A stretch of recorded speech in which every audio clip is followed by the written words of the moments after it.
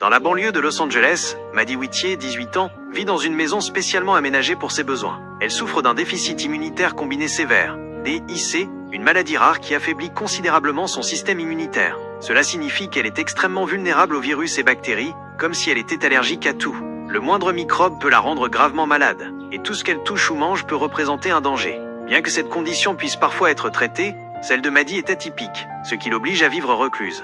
Sa mère, Pauline Whittier, est médecin. Elle surveille constamment l'état de santé de Maddie, assurant son suivi avec rigueur. C'est après de multiples infections, 2 pneumonies et un retard de croissance que Pauline a soupçonné la maladie coéliaque. Elle a eu de la chance, la plupart des enfants atteints de cette maladie ne survivent pas au-delà de 2 ans. Pour protéger sa fille, Pauline a transformé la maison en véritable bulle. Les radiateurs désinfectent les vêtements, Maddie possède une centaine de t-shirts blancs et une pièce spéciale filtre l'air à l'entrée. Heureusement, Maddie a accès à Internet. Elle s'est inscrite à un groupe de soutien en ligne et suit un cours d'architecture, une passion qui l'amène à créer des maquettes de bâtiments.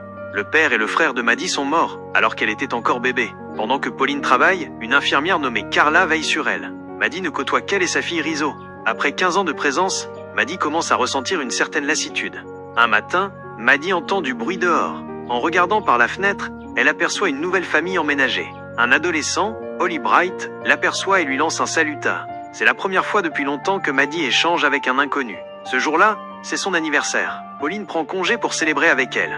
Elle mange du gâteau, joue à un jeu de mots et regarde un film de Nicolas Cage. Mais leur moment est interrompu par la sonnette. Holly et sa sœur Kyra leur apportent un gâteau au chocolat préparé par leur mère. Une tradition d'accueil pour les nouveaux voisins. Pauline, bien que contrariée, les accueille poliment. Lorsque Kyra demande où se trouve sa fille, Pauline s'amant pour la protéger, affirmant qu'elle est absente. Mais Maddie, qui a tout entendu via l'interphone, observe ensuite les 2 jeunes repartir. Peu après, Holly réapparaît à la fenêtre et lui fait un signe de la main. Elle lui répond. Le lendemain, Maddie entend à nouveau des bruits. Holly les fait exprès pour attirer son attention, ce qu'elle trouve amusant. Il écrit alors son numéro sur la fenêtre et elle lui envoie un SMS. Dès lors, ils échangent chaque jour, apprenant à se connaître. Carla s'en rend compte rapidement, d'abord à cause de l'attention soudaine de Maddie pour la fenêtre, puis à ses mensonges maladroits sur l'utilisation de son ordinateur. Quand Maddie lui demande si Holly peut venir, promettant qu'il respectera toutes les règles, Carla refuse.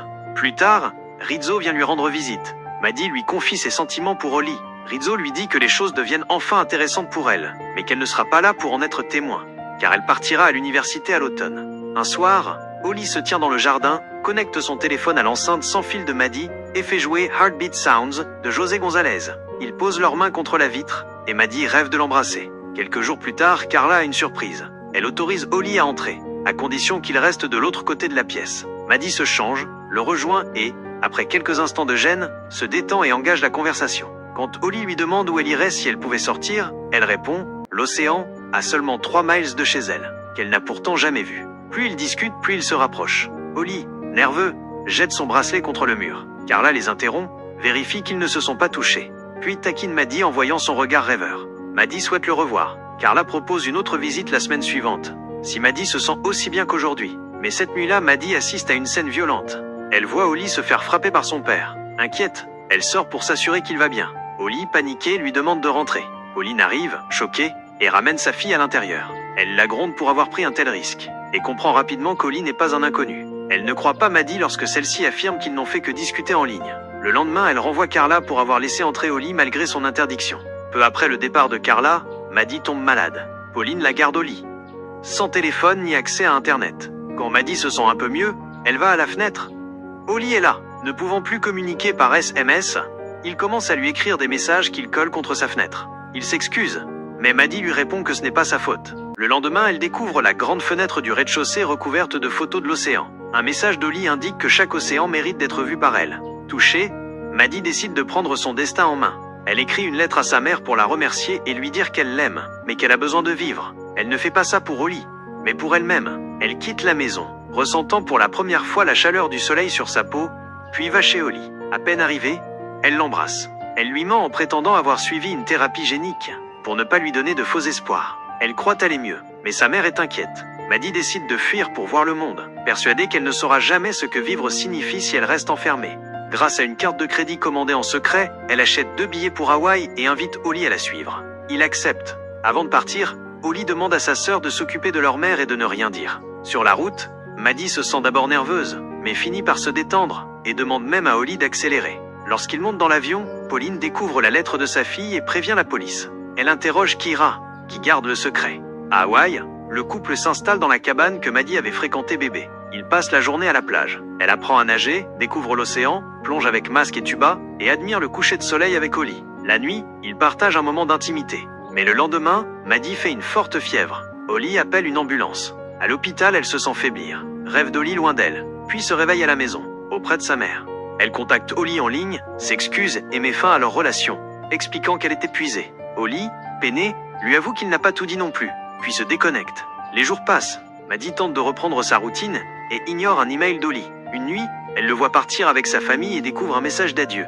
Il retourne à New York. Peu après, un médecin d'Hawaï l'appelle. Il lui explique que ses analyses révèlent simplement une infection virale bénigne. Si elle avait réellement une maladie comme le DIC, elle aurait été bien plus mal. Maddie, troublée, cherche dans les papiers de sa mère, mais ne trouve aucune preuve. Elle confronte Pauline, qui insiste sur le diagnostic. Maddie comprend alors. Sa mère souffre du syndrome de Munchausen par procuration. Elle a inventé la maladie pour garder sa fille près d'elle. Maddie s'effondre, quitte la maison et va vivre chez Carla et Rosa. Un nouveau médecin lui confirme qu'elle n'a pas de DIC. En réalité, son système immunitaire est affaibli parce qu'elle n'a jamais été exposée au monde extérieur. Un jour, Pauline vient chez Carla apporter les affaires de Maddie et lui raconte son passé. Après la mort de son mari et de son fils, elle a été submergée par la peur. Ce besoin de protéger Maddie est devenu une obsession. Elle s'excuse, mais Maddie a du mal à lui pardonner. Elle sait que sa mère a souffert, mais pense à tout ce qu'elle a manqué. Finalement, Maddie prend un vol pour New York. Elle envoie un message à Holly pour lui proposer de se retrouver dans leur vieille librairie. Elle a peur qu'il ne vienne pas, mais en arrivant, elle le trouve déjà là. Elle lui demande de faire comme si c'était leur première rencontre. Ils s'embrassent et quittent la librairie main dans la main. Le film se termine sur cette note d'espoir. Merci ma famille, de liker la vidéo et de vous abonner à la chaîne. J'espère que cette lecture vous a plu.